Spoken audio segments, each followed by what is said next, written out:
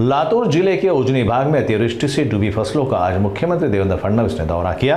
फडणवीस ने भरोसा दिलाया कि सभी नियमों को दरकिनार कर किसानों को भरपूर सहायता दी जाएगी। पिछले 15 दिनों से लगातार बारिश के चलते हजारों हेक्टेयर खेती प्रभावित हुई है। अतिशय मोठी अतिवृष्टी आपल्या महाराष्ट्रामध्ये आणि विशेषतः मराठवाड्याच्या भागामध्ये झाली।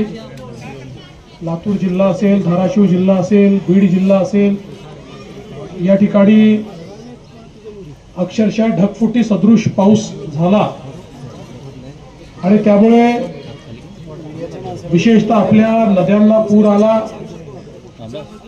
त्याचं पाणी आसपासच्या शेतीमध्ये शिरलं, पिकांचं नुकसान झालं, जमीन खरडून गेली, गावामध्ये पाणी शिरलं, लोकांचं घरातलं धान्य, त्या ठिकाणी घरातल्या वस्तू याचं नुकसान झालं, बऱ्याच ठिकाणी व्यापाऱ्यांचं देखील नुकसान झालं।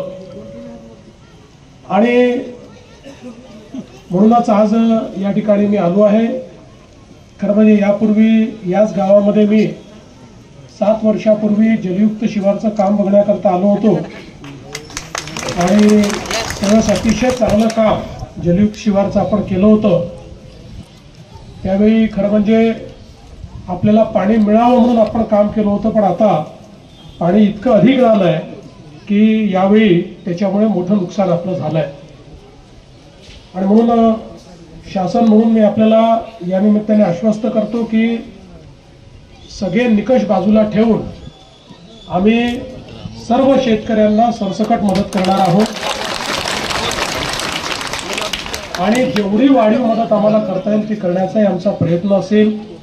आणि एवढंच नाही तर ज्यावेळेस आपण टंचाई घोषित करतो, टंचाई घोषित करत साहेब ओला दुष्काळ आणि कर्जमाफी करा, ओला दुष्काळ आणि कर्जमाफी करा।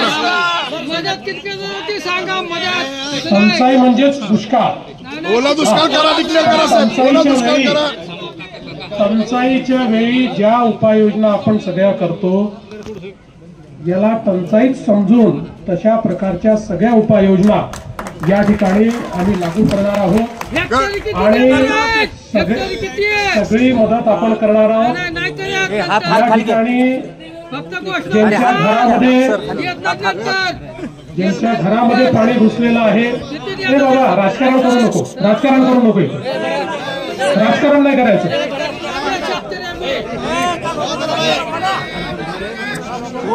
या ठिकाणी ज्यांच्या घरामध्ये पाणी घुसलेलं आहे त्यांनाही मदत करणार आहोत। ज्यांच्या दुकानाचं नुकसान झालंय त्यांनाही आपण पूर्णपणे मदत करणार आहोत। आणि केवळ या ठिकाणी आपली घोषणा नाही तर कालच पहिला हप्ता 2300 कोटी रुपयाचा आपण रिलीज देखील केलेला आहे।